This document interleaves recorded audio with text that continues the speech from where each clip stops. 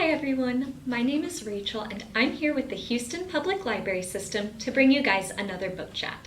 Today we're going to be talking about one of my most anticipated releases of 2020, The Southern Book Club's Guide to Slaying Vampires by Grady Hendrix.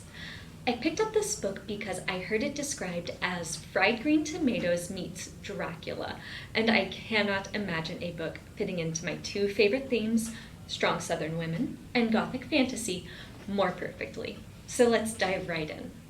The Southern Book Club's Guide to Slaying Vampires centers around a group of 1990s Charleston housewives in the upscale and quiet neighborhood of the Old Village.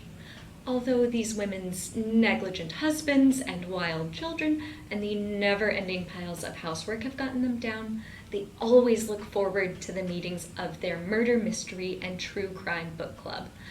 And of course, their book club meetings are just as likely to be talk therapy sessions as they are to be in-depth discussions of mass murderers and the FBI. This will sound very familiar to anyone who has a book club of their own. But things in their town take a turn for the strange when a mysterious new man moves into the neighborhood. Our protagonist, Patricia, originally finds this new man sensitive and alluring.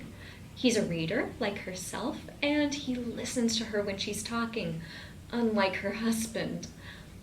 But she begins to suspect that something may be wrong when children begin to go missing not long after the new man arrives.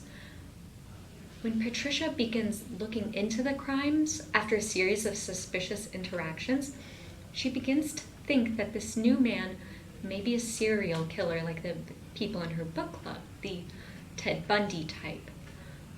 But once she really gets into it, she realizes that something paranormal and sinister is afoot.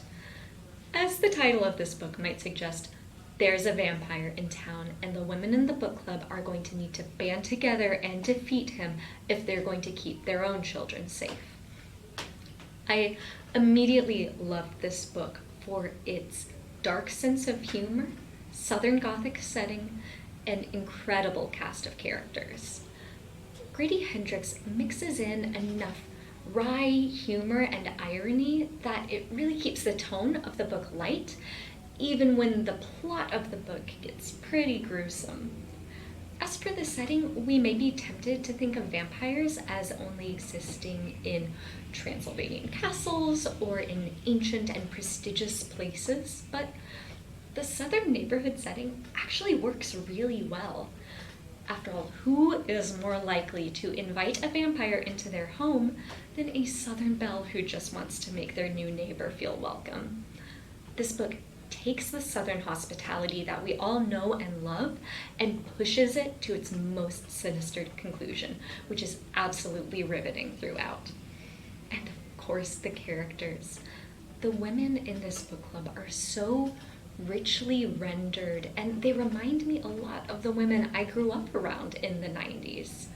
Grady Hendrix takes stereotypes about Southern housewives and completely turns them on their heads to show us a cast of characters that are by turns creative and neurotic and witty and competent and overall trying really hard, even if they're not always succeeding. These elements come together to make a book that feels at once really fresh and also very cinematic and classical, and it will leave you gripping the edge of your seat and turning pages as fast as you can until the very end. If this book sounds good to you, I do have some other recommendations as well. If you want more fiction that is paranormal and has a cast of punchy characters, check out My Best Friend's Exorcism, also by Grady Hendrix. If you want more books about strong and misbehaving women, check out Upright Women Wanted by Sarah Gailey.